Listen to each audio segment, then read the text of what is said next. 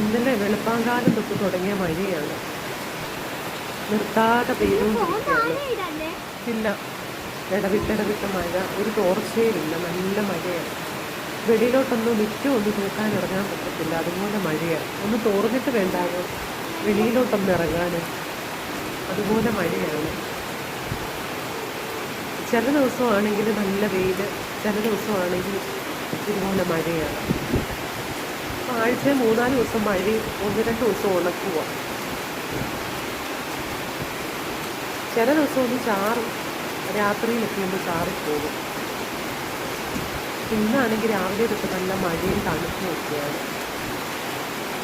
അപ്പോൾ രാവിലെ കാപ്പി എല്ലാം ഉണ്ടാക്കി കഴിഞ്ഞ് ചോറും എല്ലാം വെച്ച് കഴിഞ്ഞ് ഇച്ചിരി നേരം ഒന്ന് മഴ കണ്ടുകൊണ്ട് വരും. പിന്നെ ഇനി അടുത്ത പണിയിലോട്ട് കടക്കുകയാണ്. അപ്പോൾ 4 മണിക്ക് പിള്ളേർക്ക് കൊടുക്കാൻ ചക്കയപ്പം, ഒരു ലാസ്റ്റ് വരിക്കച്ചക്ക ഉണ്ടായിരുന്നു പ്ലാവിൽ, അപ്പോൾ അതിട്ട് ചക്കയപ്പം ഉണ്ടാക്കുവാണ്. അത് 4 മണിക്കപ്പം കട്ടൻ കാപ്പിയുടെ കൂടെ ആവി വേവുന്ന പലഹാരം ആകുമ്പോൾ നല്ലതാണ്. നമ്മൾ എണ്ണപ്പലഹാരമൊക്കെ ഒരുപാട് കഴിക്കാതിരിക്കുക നല്ലത്. ആവിയിൽ വേവിച്ച പലഹാരത്തിന് ഗുണങ്ങളൊക്കെ നല്ല കൂടുതലുണ്ട്.